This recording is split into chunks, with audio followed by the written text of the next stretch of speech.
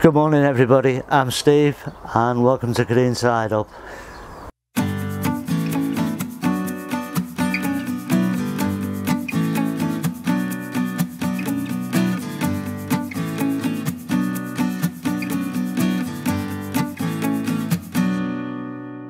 We're going to do a quick little tour of the front of the plot here, and in the first no dig bed here there's a lovely stand here of celeriac that's grown away lovely.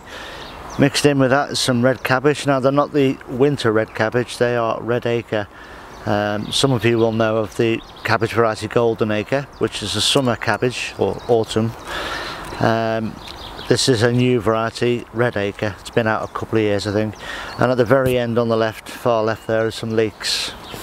In the next bed up, I can't remember the name of the varieties, but I've got calabrese and broccoli in there. They're doing pretty well, I'm pretty pleased with those. So there's no sign on this broccoli or calabrese yet of any damage. Can't see any slug damage, any caterpillar, or even any pigeon damage, so I haven't needed to put a net over them as yet. This next bed, I've got a couple of courgettes at this end, they're yellow ones. Then a few rows of radish, and then turnips, and then right at the far end some golden beetroot. All appear to be doing very well. We're eating the radish at the minute, along with some of the salads, so that's pretty cool. This allium bed at this very end closest to the camera, the spring onions, they're the one with the seed heads on, so I'm not too concerned about the seed heads on those. Next we have some Bedfordshire champion onions, then some Zebrun shallots, and towards the other end some Chinese green onions and multi-sown red onions. I think they're Red Baron. I just want them as springs, so nice little allium bed there. Next bed up, I've got the second sowing of spring onions in there. The variety of that and the ones in the other bed, you can just see at the very left corner here, are Ishikura. Then I've got the lettuce. They're all picking lettuce, so I pick from the bottom up. And at the far end some normal Baltardy beetroot I think, down there.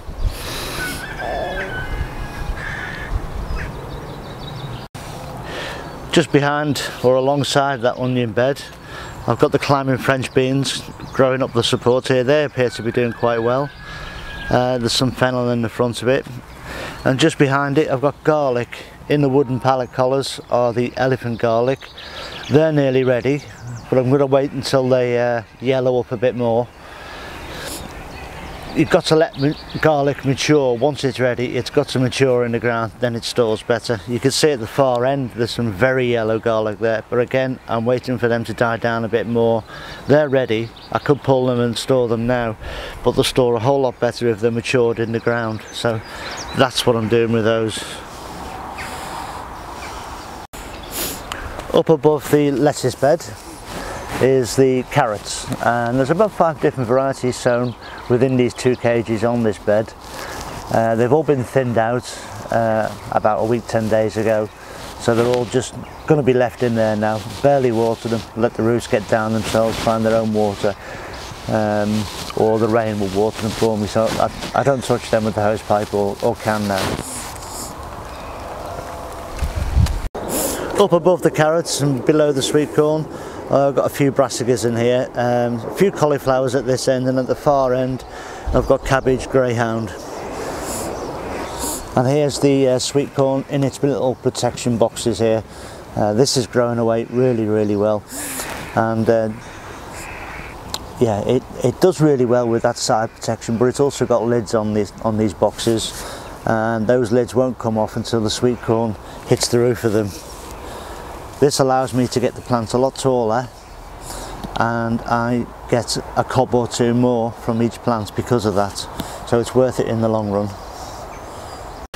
This will give you a better idea of the size of these plants in here. You can see through these are doing really well. They're quite lush in there, so I'd say very pleased with them. Probably only got a week or so before I'm having to take these lids off, so very pleased. In the little tunnel now, and the peppers there are doing reasonably well. It could be a bit further on for this time of year, but I think they'll survive and I think we'll be okay. In the pots down here and around this tunnel are dahlias.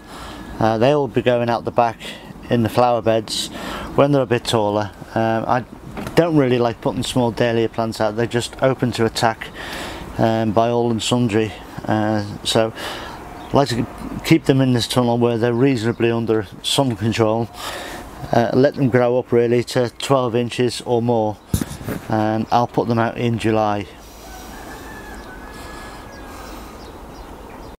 On the other side of the little tunnel I've also got peppers and aubergines planted. I mean, here's one of them now. I mean, it's probably 12-15 inches tall. It's not doing brilliant, but it hopefully should produce fruits. There is one there now I can see just starting, but it's early.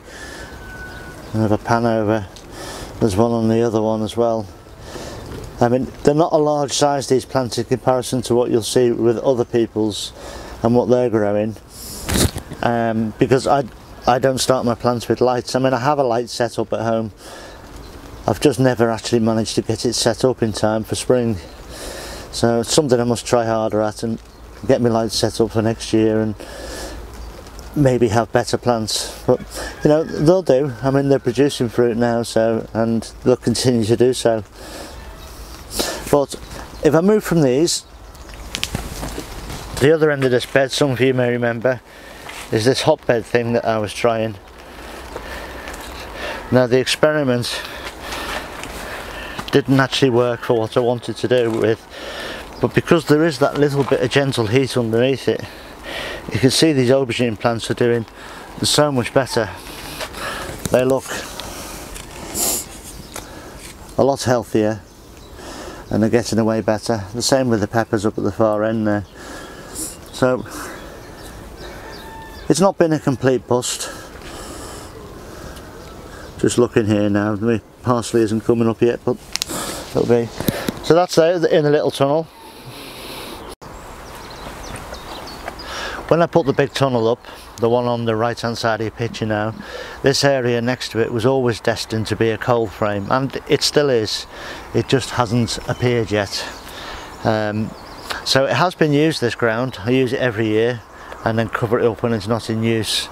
And most of these extra tomatoes that I'm producing from side shoots will go in this ground. So it just needs uncovered, forking through, and it's ready to rock and roll. And the coal frame will come when the coal frame shop's open. Yeah, right. Potatoes are doing exceptionally well. In fact, they're doing so well that I haven't managed to get my supports up for them, so I'm going to have to cobble something together this year. There's these poles on the end, and what I normally do is stretch some pig netting over the top. The foliage grows through it and it doesn't get blown around by the wind, but yeah, I'll have to sort that out for next year. It's good to see the Charlottes are in flower. A little bit early to dig up yet, I think. Give them another week and then I'll start having a fertile round at the roots and seeing what's in there. King Edwards, I'm glad they're not in flower yet because they need a much longer season. Because really, I mean, flowers on potatoes signalling the end of its growth really. And it's not long before the horns start dying off after that, so anyway. But one interesting thing, if I just walk you around here this year, which I've never seen before, Sarpomeras, I've got those in buckets and they're down. I don't know if you can actually see that on the camera. There's like a depression where they are because they just haven't grown off as well as the rest of the potatoes have. No idea why that is, but it is. I mean, they're growing now, but they've been so slow to get going, and normally they're not like that. They normally rocket away. But anyway, we'll see what we get at the end of the season. These ones at the front are the American variety Kennebec, and I'm hoping for big baking potatoes from these because they're beautiful, nutty and buttery. And there we go. This is my asparagus bed. This was planted from seed grown plants that I grew myself, and this was planted last year, so it's only a year old. There's a few in there missing, and I've got them in the polytunnel. So this bed needs proper sorting out and supports putting up, yes. So it's only a young bed as yet.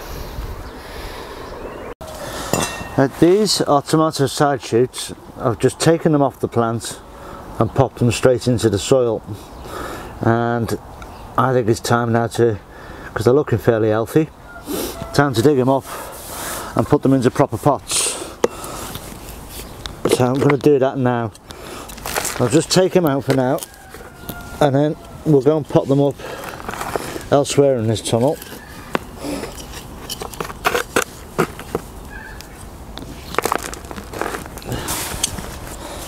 So there we go, we'll go and have a look at them where we pot them on.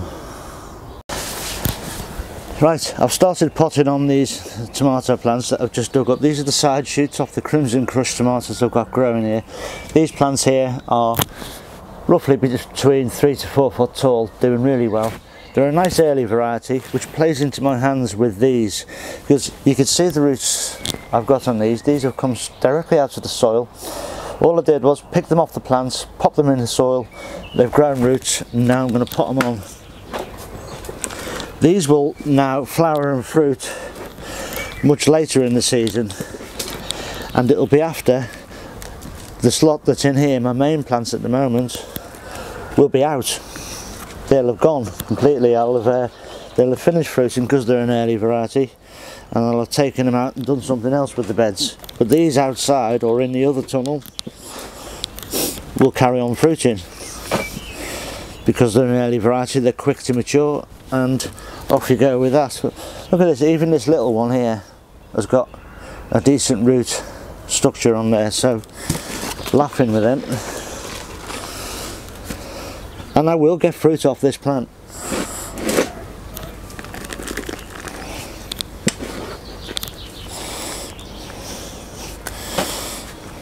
So there we go, there's 5 there. There's another 3 or 4 in there I can dig out. Just well, luckily I've got 3 pots there to do. Well, that's it. That's the essence of this, is don't waste your side shoots, just stick them in the soil because it's good, spare and free plants. You don't want to waste it. If one of my plants dies in here, I've got a replacement for it, so I'm not wasting the space. So it's always good to do. I say these will grow outside because they're Crimson Crush, and they'll be fantastic. These plants here at the front in this trug here, these all came off the other tomato bed in this tunnel, and they were all planted in soil yesterday. I dug them up and potted them on. These next 2 trays, these were side shoots that I took off yesterday, so that's why they're looking a little bit ropey, but they will catch and most of those will come to fruit. And here's some, these are the ones I took off on camera getting on for 2 weeks ago. You can see how good they're looking over there. They're romping away. So I'm not short of a plant or 2 all in all. So very happy. These plants I potted on yesterday, so they're going to be in these pots for a week, 10 days or so. What they are is an Asian spinach. It's called Malabar, and it's a climbing spinach. It vines out and climbs off, and you use the leaves. The thing I like about this, you can see this, is its red stems and the red veining in the leaves. It's new to me, I've never grown it before, so I'm giving it a little try this year. Apparently I'm not to let it flower. If you do, it goes bitter, so if you see flower buds coming on, you're supposed to take them off. And they've got a sort of a bitter pepper and lemony flavour to them, which should be nice in some of the stir fries that myself and Anne like to eat. So I'm quite looking forward to that. There we go, Asian spinach, Malabar. So that's it for today. I hope you enjoyed today's little tour and the info about the tomato seedlings. and side shoots, which I think is a godsend. I mean, I've probably got 30, getting on for 40 extra plants now when I only planted 20 and sowed the seeds for 20 plants, you know. Anyway, I'm going to crack on and get these grape cuttings potted on into different pots. So we'll leave it there today, and I'll see you on another day. If you're new to this channel, then please subscribe. Hit the subscribe button. There's a little graphic here showing you how to do it. Hit the subscribe button, hit the notification bell and select all. Then in my future content, when I post it, you won't miss it. And you'll be straight in there and off and running with it. So thanks for all that, and I'll see you in a couple of days on the next one. Ta-ra now.